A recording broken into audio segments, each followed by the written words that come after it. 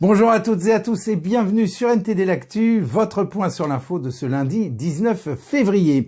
Avant de commencer, merci de cliquer pour vous abonner et de liker la vidéo.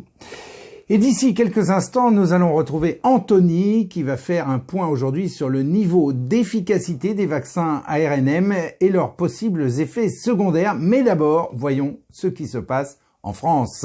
Emmanuel Macron défend la suppression du droit du sol à Mayotte pour contrôler l'immigration illégale, arguant que cela permettrait d'éviter l'effondrement des services publics sur l'île. Il affirme que les habitants de Mayotte ont accueilli favorablement cette proposition, indépendamment de leurs affiliations politiques. Le président français a cependant déclaré qu'il restait attaché au droit du sol pour la France métropolitaine.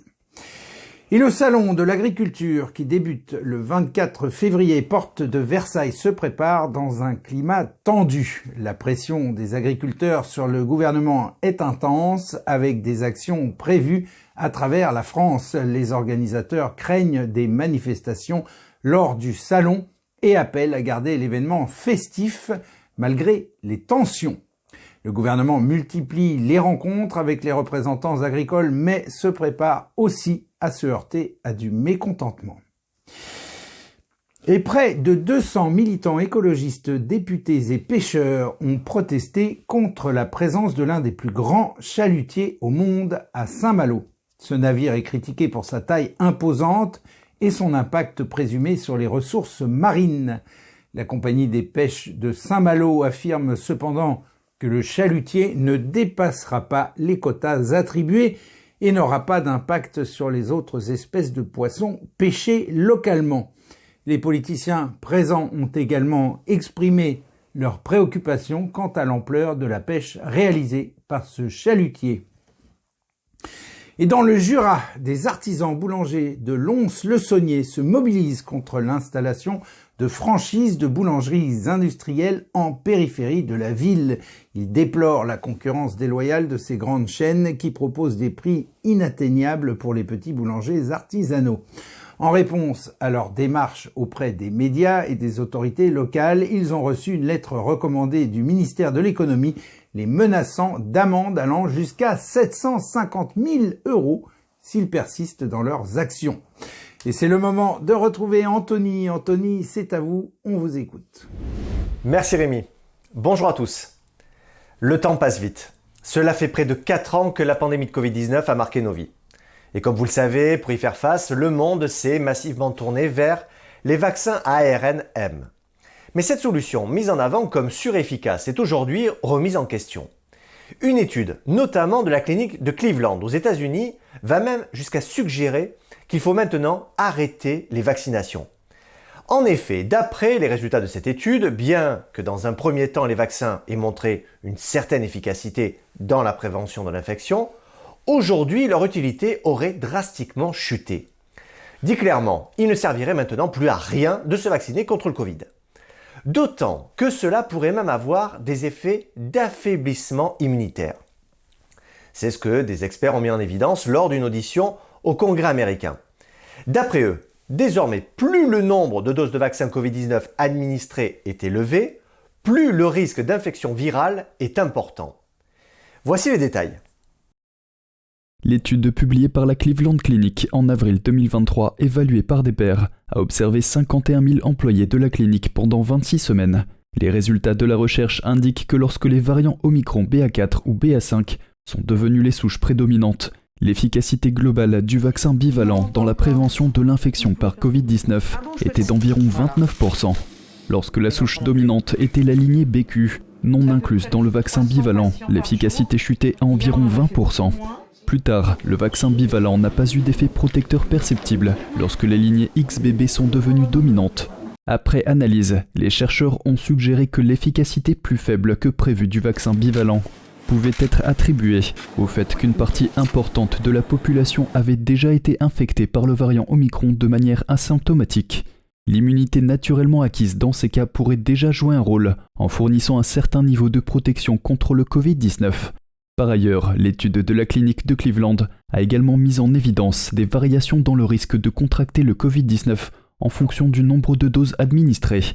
Le 12 janvier, lors d'une audition devant le Congrès américain, le Dr Kirk Milhoan, expert en cardiologie pédiatrique, a commenté ces résultats. En regardant les données de la clinique de Cleveland, où 51 000 employés ont été examinés et où ils étudient le risque de contracter le Covid, le nombre de vaccins pour lesquels le risque de contracter le Covid est le plus faible a été étudié en comparaison à 0 vaccin. Et au fur et à mesure que vous augmentez le nombre de vaccins, votre risque d'attraper le Covid augmente. Je n'ai jamais vu un vaccin pareil. Ce n'est pas la raison d'être des vaccins. Il ne devrait pas y avoir ce que nous appellerions une efficacité négative.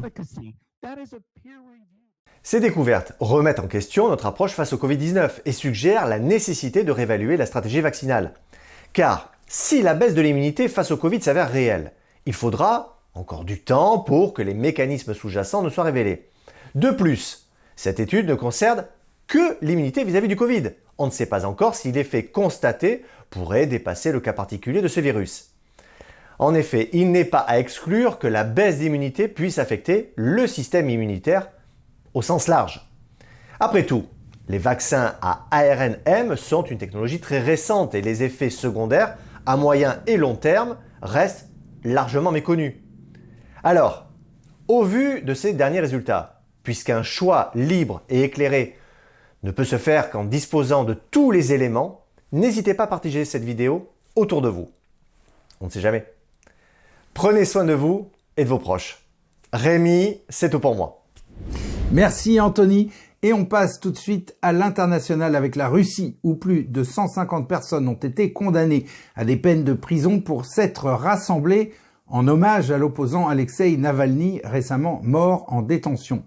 Les autorités russes ont également arrêté des centaines de personnes à travers le pays qui déposaient des fleurs et allumaient des bougies en hommage à Navalny. Les manifestations contre le Kremlin et les actions d'opposition sont illégales en Russie à de très rares exceptions près et la police a été active pour empêcher ces rassemblements. Et Donald Trump a lui aussi réagi à sa façon à la mort d'Alexeï Navalny. Il s'est comparé à l'opposant russe, suggérant que l'administration du Parti démocrate le ciblait de la même manière que le Kremlin. Il a également réagi à une déclaration de Joe Biden en rétorquant qu'alors que Biden critique un dictateur autoritaire, il fait de même en utilisant tous les moyens pour détruire ses opposants. Et en Israël, le gouvernement a menacé de lancer une offensive contre la ville de Rafah si les otages israéliens détenus à Gaza ne sont pas libérés avant le début du Ramadan. Le ministre israélien Benny Gantz a déclaré que si les otages ne sont pas libérés, les combats se poursuivront à grande échelle. Environ 100 otages, 30 seraient morts sur les 130, sont toujours retenus à Gaza. Le Hamas a le choix, ils peuvent se rendre, libérer les otages et les civils de Gaza pourront ainsi célébrer la fête du Ramadan. C'est ce qu'a dit Gantz. Et on passe maintenant aux actualités Chine avec Vladia qui va nous parler d'un drame survenu à Taïwan récemment. Vladia, on vous écoute. Bonjour à tous, merci Rémi. Un drame a récemment eu lieu dans le détroit de Taïwan. 2 pêcheurs chinois sont morts après avoir tenté de fuir les gardes-côtes taïwanais. Taïwan a déclaré que le bateau chinois avait pénétré dans ses eaux. Il s'est approché très près de Kinmen, une île taïwanaise située non loin de la Chine continentale. Le bateau chinois a refusé d'être inspecté et alors qu'il fuyait les gardes-côtes taïwanais, il s'est renversé et l'équipage à bord est tombé à l'eau. 2 pêcheurs sont morts et 2 autres ont été secourus par les secours taïwanais. Les fonctionnaires et les législateurs taïwanais ont défendu les gardes-côtes, affirmant qu'ils avaient agi conformément à la loi. Un fonctionnaire a souligné que le bateau chinois n'avait pas été enregistré auprès des autorités. Un député taïwanais a déclaré que le bateau chinois a d'abord violé la loi en refusant d'être inspecté et en s'enfuyant. Il a ajouté que si l'incident est politisé à outrance, cela occultera le fait que des bateaux chinois violent fréquemment le territoire de Taïwan. Les autorités taïwanaises ont exprimé leur regret vis-à-vis de la mort des pêcheurs chinois jeudi. Pékin a condamné l'incident, déclarant que cela avait, je cite, « heurté les sentiments des gens des 2 côtés du détroit de Taïwan ». Taïwan affirme que des navires civils chinois pénètrent régulièrement dans les eaux taïwanaises et que cela fait partie des tactiques de la Chine pour maintenir la pression sur l'île. La tactique dite de la zone grise vise à épuiser l'ennemi sans engager de combat ouvert. Le régime chinois considère Taïwan comme faisant partie de la Chine, bien qu'il ne l'ait jamais gouverné. Et voilà, c'est tout pour aujourd'hui en ce qui me concerne. Merci à tous, merci Rémi, à demain. Merci Vladia, et on conclut cette édition avec un peintre italien de la première Renaissance, Piero della Francesca. Son approche de la représentation du réel, alignée avec le style caractéristique de la Renaissance, visait à reproduire le monde tel que perçu par l'œil humain. Sa formation mathématique l'a conduit à utiliser la géométrie comme un outil technique au service de l'art, simplifiant les formes naturelles en les réduisant à des formes géométriques telles que cercles, cubes, cylindres, cônes et ellipses. Cette démarche subjective et réductrice confère de la puissance à sa représentation. Et voilà, c'est la fin de ce journal. Merci à toutes et à tous de l'avoir suivi. On se retrouve donc demain à 13h pour une nouvelle édition de NTD l'Actu. Très bon après-midi, excellent début de semaine. À demain.